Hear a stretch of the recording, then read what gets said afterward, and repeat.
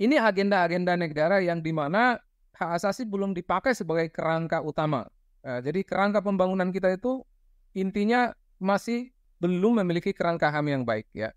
Kita sudah memiliki konstitusi, punya undang-undang, tetapi dalam kerangka kebijakan pembangunan hak asasi sering terabaikan.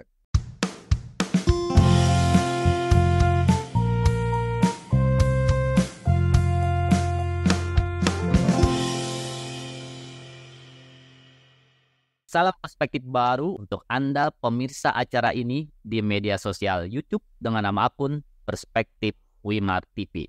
Senang sekali saya Hayat Mansur kembali menjumpai Anda untuk membahas topik-topik penting dengan sudut pandang yang jernih. Sahabat perspektif baru, perlindungan dan penegakan hak asasi manusia atau yang lazim disebut HAM merupakan hal yang sangat penting di dalam hukum di Indonesia. Konstitusi Indonesia menjamin penuh hak setiap warga negara, bahkan setiap orang untuk memiliki hak asasi manusia, sebagaimana tercantum dalam Undang-Undang Dasar 45, pasal 28A sampai dengan pasal 28J. Lalu, bagaimana perkembangan dan perlindungan dari hak asasi manusia ini sepanjang tahun 2023? Kita bahas topik sangat penting ini dengan Bapak Saurlin Pesiagian, Esos MA, yang menjabat sebagai Komisioner HAM bidang pengkajian dan penelitian. Salam perspektif baru, Pak Saurlin. Ya, halo, salam. Iya, terima kasih Pak sudah bergabung. Dan untuk berbicara mengenai HAM ini, kita semua mengetahui bahwa sebagai negara hukum, Indonesia sangat menjamin perlindungan dan penegakan HAM. Selain dimuat di dalam konstitusi atau undang-undang dasar, hal tersebut juga tercantum di dalam Undang-Undang Nomor 39 Tahun 1999 tentang HAM. Nah, dengan dua dasar tersebut, tentunya seharusnya perlindungan HAM di Indonesia sangat terjamin. Nah, yang jadi pertanyaan publik adalah, lalu bagaimana perlindungan HAM di Indonesia sepanjang tahun 2023 ini? Ya, terima kasih banyak buat undangannya. Pertama, saya ingin menyampaikan bahwa situasi HAM sebenarnya tidak terlalu baik dibanding sebelumnya karena mungkin belum ada suatu agenda dan kebijakan yang benar-benar serius ya untuk mengatasi apa yang kita sebut dengan ekses dari pembangunan dan ekses dari kebijakan yang masih belum berpihak pada HAM. Namun secara khusus sebenarnya ada beberapa kebijakan yang menarik ya. Selama 2023 ada 2 Kepres terkait pelanggaran HAM yang berat, penanganan non-yudisial, dan itu saya kira pertanda baik buat korban-korban pelanggaran berat masa lalu, sehingga ada perhatian khusus kepada korban-korban yang saat ini masih belum mendapatkan haknya ya. Jadi saya lihat memang 2 keputusan presiden dan kebijakan presiden itu menarik ya dalam konteks pelanggaran HAM yang berat. Tetapi secara umum dalam konteks yang lain, nah ke pelanggaran HAM sehari-hari yang utamanya misalnya terkait dengan kebebasan berekspresi, baik di media sosial dan juga terkait kriminalisasi, terkait dengan pelanggaran yang kaitannya dengan penggusuran, hak atas kesejahteraan. Hal ini konteksnya konflik agraria masih terus banyak sekali. Dan kita tahu misalnya di Komnas HAM itu tiap hari itu konflik agraria selalu diadukan oleh publik kepada Komnas HAM, dan 1 tahun ini kita mendapatkan lebih dari 500 ya. Kalau dari laporan kami per September itu sekitar 490-an kasus agraria, tapi saya kira per Desember ini akan bisa lebih dari 500. Artinya tumpukan konflik agraria di kami saat ini sudah lebih dari 2.000-an kasus ya. Artinya situasi belum baik-baik saja ini. Jadi situasi hak asasi manusia secara umum masih belum baik-baik saja saat ini di Indonesia, apalagi dengan pemanasan menjelang pemilu. Kita katakan begitu, pemanasan karena pemilunya tahun depan, tetapi pemanasannya sudah kita lihat tahun ini banyak sekali pengaduan-pengaduan terkait kepemiluan yang sudah mulai masuk ke Komnas HAM. Nah, berbicara mengenai pelanggaran HAM ya, baik yang berat, tidak berat. Nah, kalau dilihat dari jumlah kasusnya, apakah ada peningkatan atau penurunan atau sama saja dibandingkan tahun lalu pada tahun ini sampai dengan awal Desember? Secara relatif bisa kita sebut sama, tetapi secara kumulatif tentu meningkat. Karena apa? Angka penyelesaian dengan angka kasus yang baru terus naik ya kan. Sementara penyelesaian kan sedikit ya. Penyelesaian dalam artian hak-hak korban didapatkan misalnya gitu, atau mediasinya selesai, atau misalnya perlindungan terjadi setelah kejadian atau pemulihan terjadi.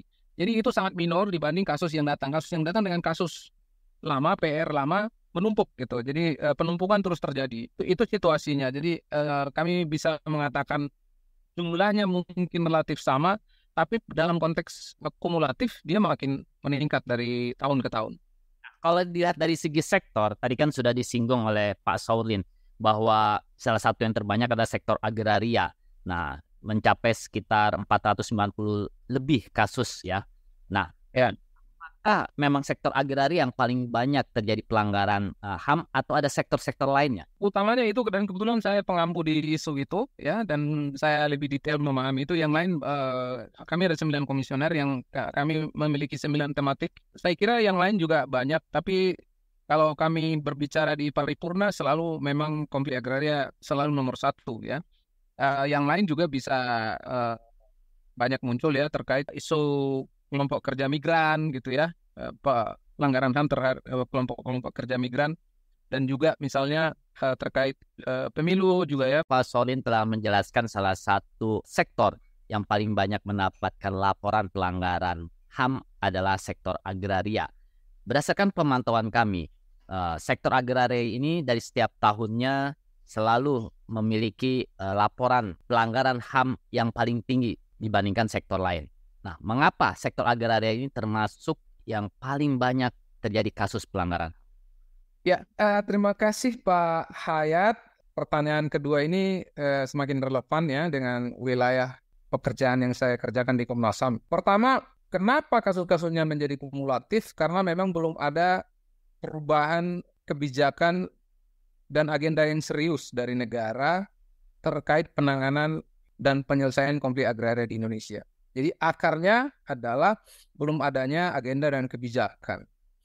Nah, oleh karena itu letusan-letusan konflik agraria masih terjadi di mana-mana ya, dan kasus ini banyak terus-menerus dan tidak terselesaikan secara akumulatif karena selain karena kebijakan dan agenda, para lembaga yang tersedia juga tidak memadai ya, tidak memadai untuk menyelesaikan konflik yang ada. Saya beri contoh misalnya konflik agraria itu meletus sejak Orde Baru, karena pada zaman Orde Baru itu kan memang agendanya hanya untuk pembangunan ya. Jadi selain yang tidak pembangunan maka dianggap melawan pembangunan, dan itu akhirnya berimplikasi pada banyaknya pelanggaran HAM. Lalu pada zaman SBY 10 tahun ada proyek MP3I, semua yang dianggap bertentangan dengan MP3I kemudian berakibat pada terjadinya pelanggaran hak asasi. Nah, 10 tahun terakhir kita mengenal agenda besar bernama PSN.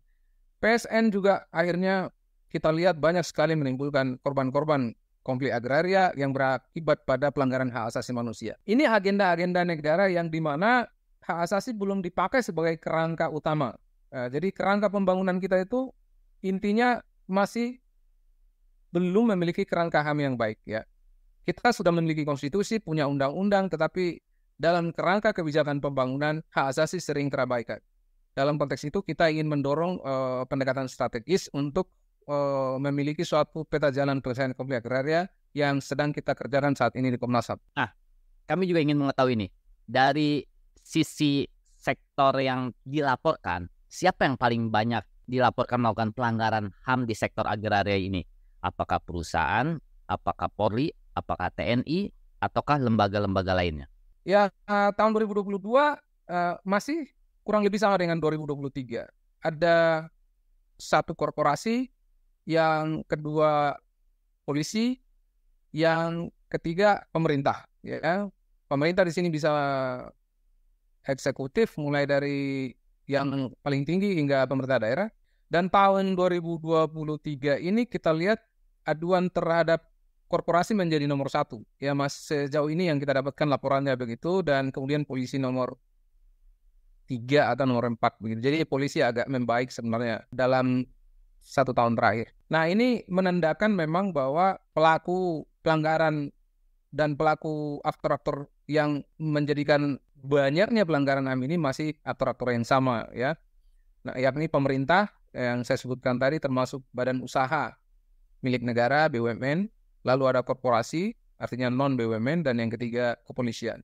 Masih di antara itu dari tahun ke tahun saya kira masih belum berubah, meskipun polisi punya rating yang sedikit membaik di 2023. Menarik sekali bahwa ini pelaku yang dilaporkan melakukan pelanggaran HAM di sektor agraria ini masih nomor satu tuh pemerintah dan BUMN lah.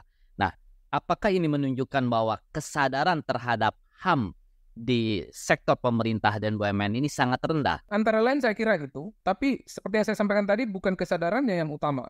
Saya kira bukan soal pengetahuan, hampir semua orang sudah terliterasi dengan apa itu hak asasi. Tapi kalau political will dari negara belum memang menempatkan hak asasi sebagai jangkar dari pembangunan, maka kita akan menemukan pelanggaran ke pelanggaran berikutnya. Nah, saya ingin highlight dari percakapan dan nota kesepahaman yang kami bangun dengan kepolisian setahun terakhir dengan bekerja keras. Kita semua ingin mendorong supaya para pihak ini memahami tugas masing-masing dan juga masyarakat mulai menyadari sebenarnya letak akar dari problem hak asasi itu di mana.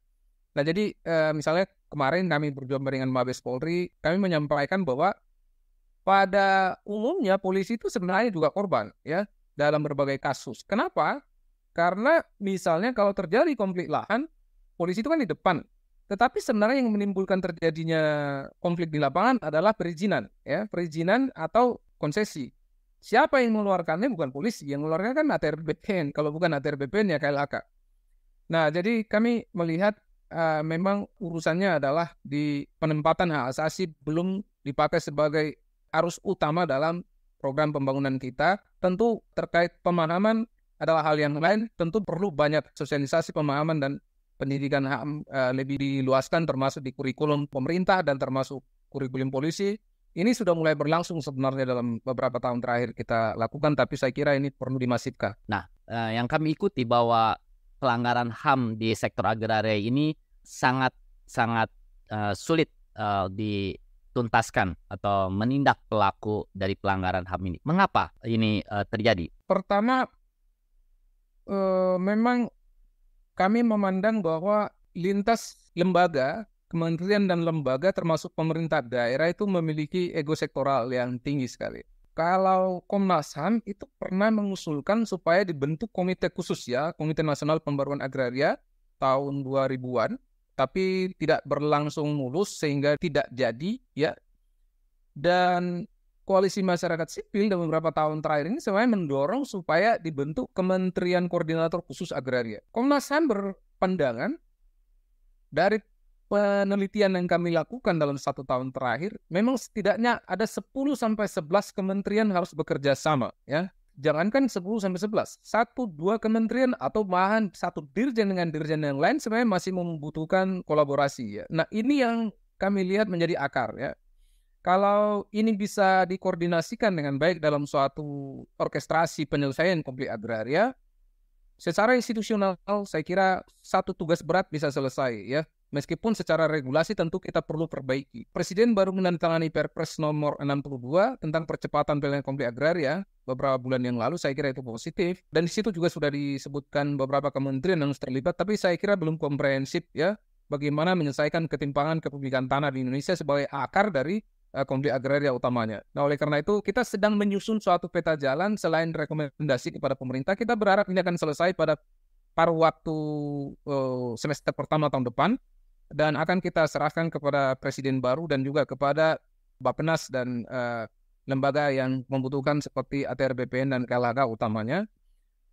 Rekomendasi bagaimana seharusnya penyelesaian konflik agraria bisa diselesaikan, utamanya untuk menerobos begitu banyaknya konflik agraria yang masuk ke Komnas HAM.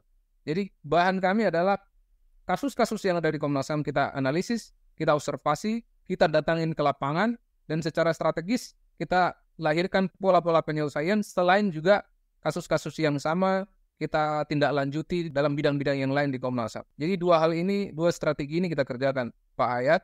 Satu, menyelesaikan kasus, satu lagi melahirkan pola penyelesaian yang nanti akan kita serahkan kepada pemerintah baru. Oke. Menarik sekali nih, salah satu pola penyelesaiannya adalah menyiapkan peta jalan ya penyelesaian pelanggaran HAM di sektor agraria. Nah, Apa yang menjadi hal penting dari peta jalan ini? Apakah membentuk lembaga baru seperti tadi yang Pak Saulin kemukakan, atau ada strategi khusus lainnya dalam peta jalan ini yang membuat Pak Saulin dan teman-teman di Komnas HAM yakin bahwa penyelesaian pelanggaran HAM di sektor agraria ini dapat terselesaikan? Pertama, memang kajian yang kita lakukan itu masih terbatas di 6 provinsi ya, dan mengambil 2 perwakilan di barat, 2 di tengah, dan 2 di timur ya. Dan kita sudah melangsungkan suatu kajian yang sifatnya nasional, tetapi masih mendatangkan korban-korbannya. Jadi satu pihak masih dalam kajian kita mengumpulkan seluruh problem-problem dari bawah.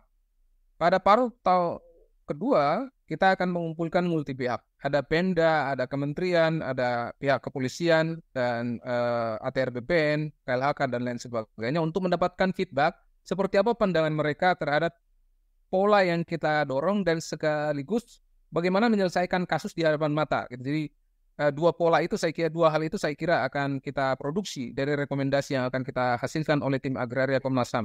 Kebetulan ya saya diminta menjadi ketua tim agraria, dan tugas berat saya adalah melahirkan peta jalan itu pada paruh kedua tahun 2024, dan saya kira kita sudah mulai ada gambaran ya skenario-skenario perencanaan yang akan kita lakukan dalam konteks menyelesaikan konflik agraria yang ada. Apakah membentuk kelembagaan baru? Bisa jadi, saya belum bisa sampaikan, tapi setidaknya 3 hal itu menjadi fokus kita. Pertama, mendorong suatu kebijakan yang memastikan HAM sebagai jangkar pembangunan. Yang kedua, bentuk institusi yang mungkin bisa memastikan kolaborasi setidaknya 10-11 kementerian. Dan yang ketiga, mengadres kasus-kasus yang ada supaya memang segera bisa diselesaikan. Dengan cara 3 hal ini, secara indikatif bisa kita membayangkan akan terjadi pengurangan konflik agraria di Indonesia. Oke, Pak Saulin. Satu hal yang menarik lagi bahwa tadi salah satu peta jalan adalah memastikan kebijakan pemerintah yang mengarus utamakan kepada perlindungan dan penegakan HAM. Nah, kita tahu saat ini kita dalam posisi transisi untuk memiliki pemerintahan baru, untuk memiliki presiden baru. Apakah Anda yakin dengan peta jalan tersebut bisa dijalankan oleh pemerintah baru? Di saat dinamika pemilu sedang terjadi, secara bercanda saya sebut ketika dinamika sedang terjadi, pekerjaan paling tepat adalah penelitian. Gitu. Nah, jadi kita memang sengaja melakukan penelitian di mana orang sedang melakukan perebutan kekuasaan. Jadi penelitian kita mungkin lebih objektif, lebih tenang, berjarak dari politik. Tetapi once pemimpin politik sudah terpilih, kita sudah bisa bertemu, karena Komnas HAM dimandatkan juga untuk bertemu dengan Presiden ya, dengan DPR, untuk menyampaikan pandangan yang lebih jernih. Dan biasanya memang pemimpin baru biasanya selalu punya semangat baru bekerja dan menerima ide-ide baru. Saya kira saya optimis bahwa peta jalan Komnas HAM terkait penyelesaian konflik agraria berbasis hak asasi manusia bisa diterima. Dan di saat yang bersamaan juga RPJMN juga akan dimulai 2025. Jadi masih relevan ketika pembahasan dilakukan 2024, sehingga gagasan mendorong hak asasi sebagai jangkar pembangunan bisa dilakukan oleh pemerintah. Satu yang saat ini menjadi perhatian kami sebagai clue, Pak Ayat, adalah proyek transisi energi ya. Proyek transisi energi ini kan sudah lama dibicarakan tahun 2020 dan sudah dimulai. Oleh karena itu kita melihat di 3 calon ini sebenarnya 3 calon presiden maksud saya membicarakan hal yang sama. Jadi most likely akan memakai kerangka proyek transisi energi sebagai kerangka pembangunan jangka panjang dan hingga mungkin 2030 atau 2045. Jadi kita saat ini sudah antisipasi bagaimana jangkar hak asasi mendampingi proyek transisi energi di Indonesia yang akan kita sampaikan nanti kepada pemimpin baru. Terakhir sebagai penutup, Pak Saulin. Nah, kondisi HAM di Indonesia tadi kan di awal dibilang belum baik-baik saja istilahnya ya. Tadi juga digambarkan salah satu sektor agraria masih banyak dilaporkan terjadi kasus pelanggaran HAM. Nah, apakah masih bisa diharapkan Indonesia menjadi negara yang ramah HAM ke depannya dan dalam berapa tahun lagi? Ya, kita harus optimis. Kita harus optimis bahwa Indonesia akan tetap menjadi negara demokrasi terbesar di dunia. Dan untuk Asia Tenggara kita masih champion. Dan lembaga hak asasi manusia juga masih memiliki nilai A di Gandri. Artinya kita masih diakui di dunia. Dan kita optimis bahwa pelanggaran HAM bisa kita kurangin, dan juga kita berharap dengan basis kebijakan yang dikeluarkan Jokowi pada awal tahun ini terkait penyelesaian konflik masa lalu, pelanggaran HAM yang berat, bisa lambat laun kita selesaikan bersama-sama pada masa yang akan datang. Dan kita berharap itu kebijakannya juga berlanjut. Kita berharap pelanggaran HAM yang berat pada masa yang akan datang tidak terjadi lagi, tidak nambah lagi. Dan syaratnya tentu hak asasi harus menjadi jangkar pembangunan. Dan syaratnya selain itu pelanggaran HAM berat masa lalu juga harus diselesaikan. Kita punya pekerjaan rumah yang belum selesai. Memang kebijakan Jokowi, Perpres dan Impres itu masih mendorong penyelesaian non-yudisial. Tapi Komnas HAM saat ini juga sedang mengupayakan kerjasama dengan kejaksaan untuk memastikan sisa pelanggaran HAM masa lalu yang saat ini sudah kami laporkan ke kejaksaan itu bisa diselesaikan satu persatu pada masa yang akan datang. Demikian Pak Ayah. Terima kasih Pak Solin. Sebagai penutup, sahabat Perspektif Baru, saya hanya mengingatkan bahwa HAM atau hak asasi manusia harus menjadi jangkar pembangunan. Dan kita sebagai publik bisa turut membantu mewujudkannya. Terima kasih. Sampai jumpa di wawancara Perspektif Baru berikutnya.